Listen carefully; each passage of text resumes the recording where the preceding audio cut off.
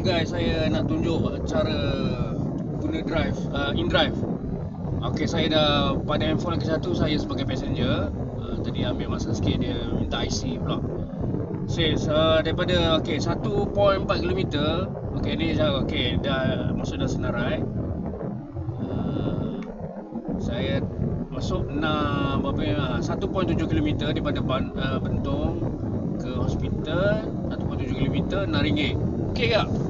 Okey lah. Kalau ambil SIM tu biasa kalau kat Kuantan 1.7 km RM3.70 je. Okey, saya pada handphone lagi satu sebagai passenger, dia suruh raise your fare to get driver attention. Minta naikkan kepada RM6. Raise to RM6. Keep apa pula dia tulis Inggeris.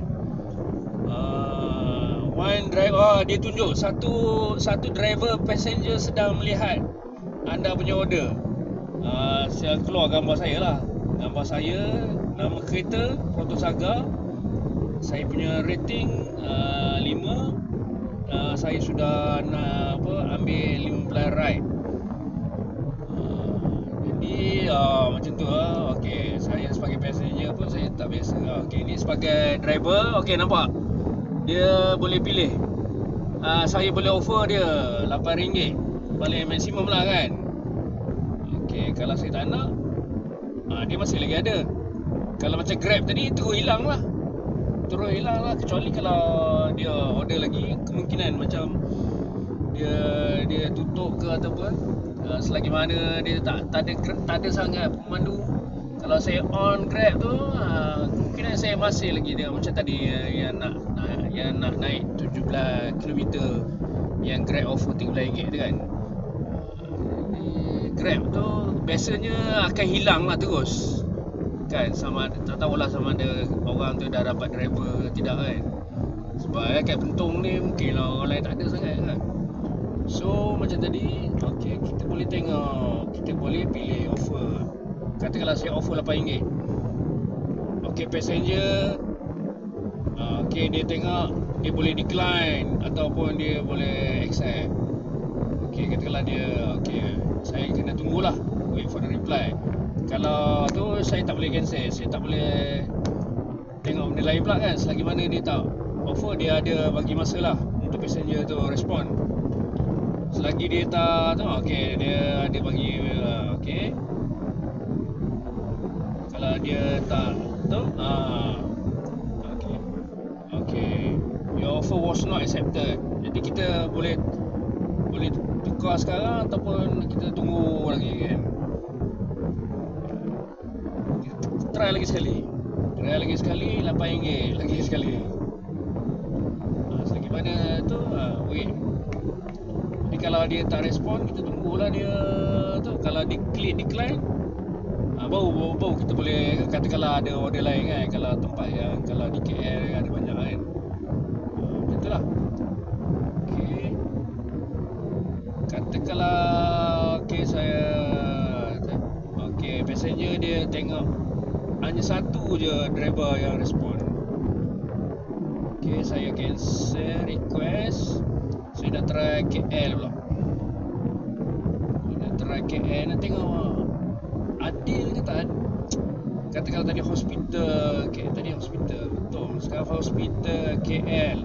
Hospital KL 45 km nak try. Berapa ringgit? Hospital KL RM54.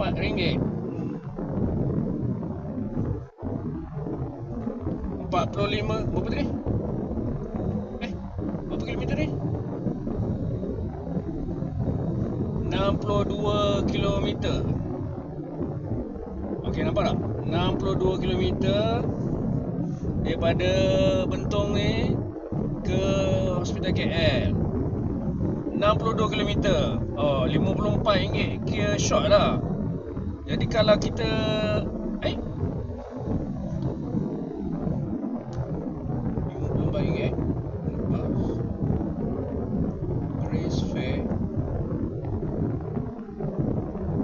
to driver. Alamak. Ada ada driver lain sebenarnya sedang tengok. Okey, itulah gaya tadi. Saya rasa kalau kita punya total tu, kita nak cover kita punya daripada tempat kita sekarang kepada nak ambil dia tu dah berapa kilometer kan. Lepas tu nak cover perjalanan, lepas tu nak ambil kira tol lagi tol kena tol, tapi dalam passenger dia tak nampak tol apa-apa. Dia tak nampak apa getol tu. Jadi takkanlah kita nak ambil ngam-ngam je kan. Nak ambil kurang pula macam tadi 54 km, sedangkan dia apa tadi 65 km. Try lagi apa tadi? Hospital KL.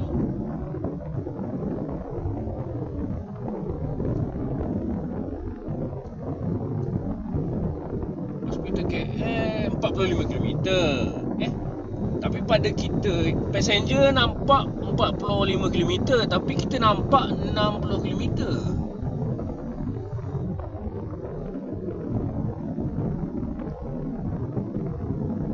Jadi kalau file over, dia jadi lain pula. Okey, tak apalah, setakat ni dia panjang sangat pula tu. Okey, in drive kita boleh minta lah kan. Macam tadi passenger nampak 45 km, tapi kita nampak 62 km. Kita kena ambil kira tol pula kan. Jadi harga tu kena tu lah, kita kena kira sendiri kot, wallahualam. Jadi kalau kita nak 60 starting 54 ringgit, tapi kita boleh up sampai tu, orang tu boleh tengok lah, boleh pilih. Dan dia boleh tengok berapa orang, berapa kereta yang pemandu yang respon kan, yang tengok kan, yang review. Okey ke, menarik ke tu.